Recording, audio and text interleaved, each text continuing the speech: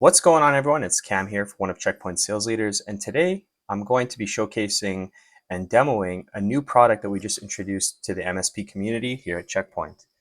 Workforce AI is a new solution that allows MSPs like yourself to be able to detect, discover, govern, and protect AI infrastructure across your entire workspace portfolio.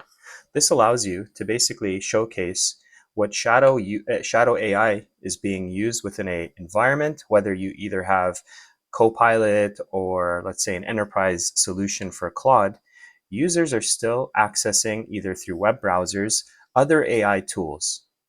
And when that happens, it gives you a whole slew of potential risks and threat vectors that you may not be aware of. This is why the introduction of this workforce AI solution is going to be a game changer for the MSP space.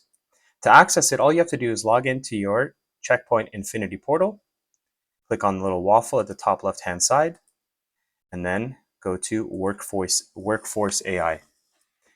As mentioned, this solution not only gives you the ability to discover and detect all of the shadow AI use, but also set up policies and postures in place that help you mitigate data loss within any organization, whether you don't want them to upload email addresses, financial information, whether in a prompt, a document, or through copying and pasting. Deployment is fairly simple. You can either do it through something like Microsoft Intune or through your RMM solution, whether it's ConnectWise, Kaseya, Ninja RM, etc. And there are two flavors of licensing. There's an essential license, which is basically for web only, and a complete, more advanced license that is an actual agent that gets deployed on all the machines within a user group and allows you to discover and mitigate potential risks in the browser, but also on device, whether it's through an application, an agent, or an MCP that's been set up for infrastructure within the organization. The great thing about this is we're probably one of the only players in the market to give you this level of granularity, not only from a detection standpoint, but in a security policy as well. So once you deploy it, the overview tab is going to be your biggest selling feature. As an MSP, you're probably used to setting up Copilot, Claude, and ChatGPT for an enterprise, but the users still have the ability to go to numerous websites, applications, and download multiple apps and agents onto their PC, leaving a whole area of risk and essentially no ability for you to see what they're doing. When you do set it up and deploy the agent or the web API plugin, it gives you an architecture view here where it showcases what the users are doing, how many users are doing so, what types of sensitive data is being uploaded or prompted into these machines, the top risky users, the top applications by risk, and then any policy informant. Once you set it up, it'll showcase what breaches are happening and what you are mitigating. This is kind of your money shot from an MSP perspective to showcase to your customer what they could be missing from an AI perspective. Again, same thing with discovery. You have the ability to get even more granular by applications, agents, and even integrations that you have within an environment for one user or the entire team that you're securing from an MSP portfolio perspective. Where you get more granular in the policy setup is under Manage Interactions. The Access pane or the Access tab allows you to either block, allow, or ask for permission for any application there is. Now, in this case, I can either set it up for the entire organization or I can select specific users or user groups. This is using your identity provider to be able to pick from the existing user groups. You don't have to create them or set them up. This is all done automatically once you deploy it. Applications. Now, this really caught me by surprise because I didn't realize how many AI tools and applications there are. I was expecting maybe 10, 15, 20, 30 at the most. But you'll notice I'll keep scrolling down and there are hundreds that I was unaware of and probably you're unaware of that your users may be interacting with on a daily basis. Grok is obviously one of them, ChatGPT, Claude, Copilot, etc. but there are niche and specific AI tools and agents that can be deployed within a couple of clicks of a button, leaving you with zero visibility and zero ability to mitigate these risks. So as mentioned, you can block certain applications or allow certain applications across the entire organization. You can select multiple. So in this case, let's say I want to block Grok, I want to block ChatGPT, I want to block Gemini.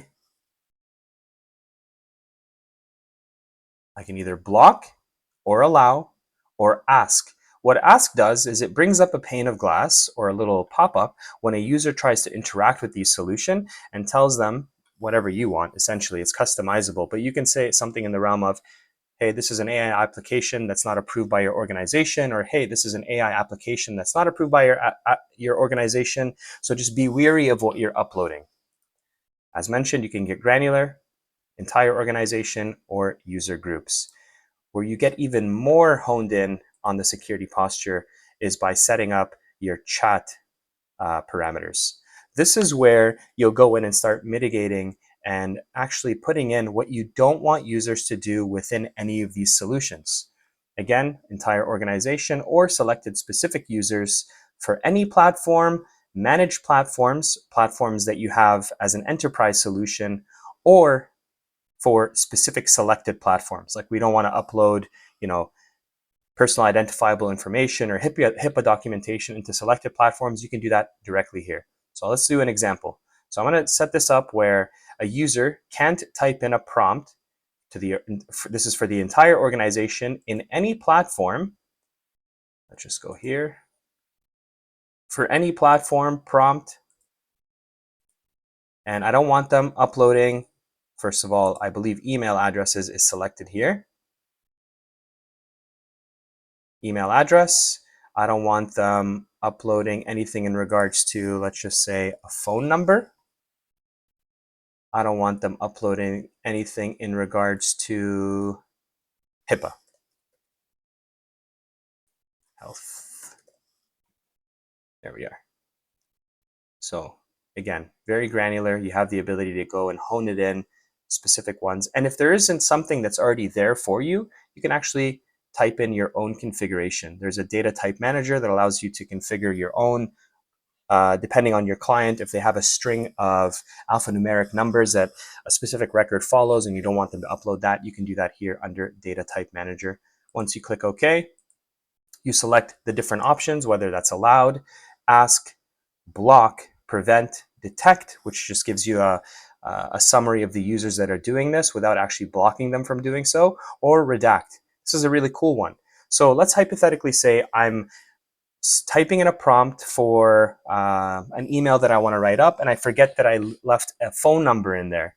What it would do is it'll allow for the entire prompt to go through, except for the specific phone number, where it will redact it from the prompt and allow the user to click enter, and no compromises or nothing is actually uploaded into the AI solution. Same for agents. You can block certain MCP servers from doing certain things, read only.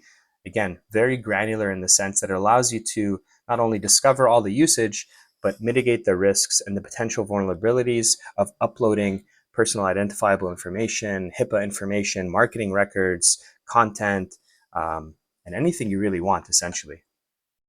We have some really cool integrations with some enterprise level applications as well. So if your organizations that you're governing have an in-house AI tool or agent that they want to deploy across the board, you can integrate that here. So it gives you a full API suite to be able to monitor usage, but also mitigate risks as well on top of the other AI applications.